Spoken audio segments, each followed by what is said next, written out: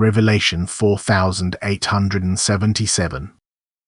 From the 9th of April 1950. Unattainability of God. Recognizing His fundamental nature. No human spirit will be able to grasp me as long as it has not united with me, with my eternal Father Spirit. And this union with me is an act which necessitates utmost willingness to enter into my will, thus it means conforming to my fundamental nature. Only what has become as one with me is able to recognize me, otherwise it is mere faith and not complete realization. The human being's spirit certainly has the ability of insight, but never by itself, only in unity with me.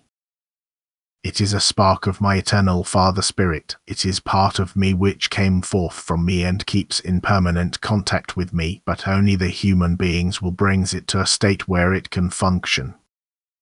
And this will has to subordinate itself to me, then the spiritual spark can become active in the person. But it can often take a long time until the human beings will awakens the spirit in himself, and this time is lost for eternity. The human being's earthly progress in the state of ignorance is futile for the soul, as then it will only live for the world. It is not yet able to understand the meaning and purpose of its earthly life. It has not yet got in touch with its inner spirit and is completely blind. Only the awakening of the spiritual spark in the person will safeguard the soul's higher development, its maturing. For the awakened spirit will persuade the soul to turn away from the world and listen to the Spirit's voice, and then there will be a dawning, the darkness will be dispersed by light, and the Spirit will edify the soul about my being, about my working and my continuous care for my living creation. Then the person's spirit will guide him into truth. It will convey knowledge to him which he cannot receive from an external source, since it would be presented to him incomprehensibly or he would not be able to grasp it. Then the spirit will persistently urge the soul towards a unification with me, since, being part of me, it also wants to draw the soul unto itself. Hence unification with me should also become the soul's aim. The human being will only start to appreciate my fundamental nature when he has reached a certain degree of maturity. Even then he will never be able to fathom it in its full profundity. He cannot grasp it as a human being, and even a light being is still very distant from me, although permeated by my strength and therefore blissfully happy. It is impossible to completely ascertain my fundamental nature, for I outshine all other light beings and strength, and therefore I am incomprehensible to every being, even when it has achieved the highest degree of perfection. If it were possible to comprehend me, I would not be infinite, neither in perfection nor in power. Yet precisely this incomprehensibility fills a light being with bliss, so that it is able to look up to me and love me ever more profoundly, so that it will constantly strive towards me with longing, and will always receive fulfillment of its desire.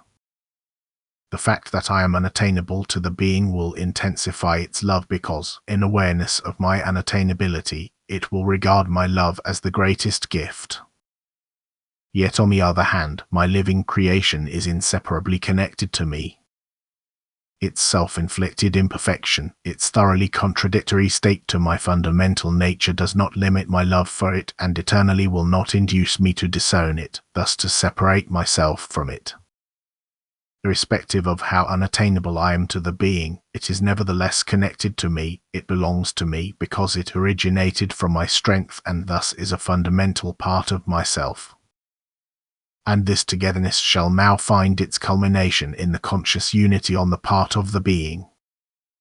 By striving to reach me, it should put itself into the state of bliss, because, in order to feel my love and experience it as bliss, the beings must be totally inclined towards me. There must be no opposition in the being whatsoever. It has to want to reach me in order to be lifted up by me, and this lifting up, this drawing to me, is a never-ending state in eternity. The being will never reach the final goal, yet it will constantly come closer to me. This certainty is still incomprehensible to you as human beings on earth.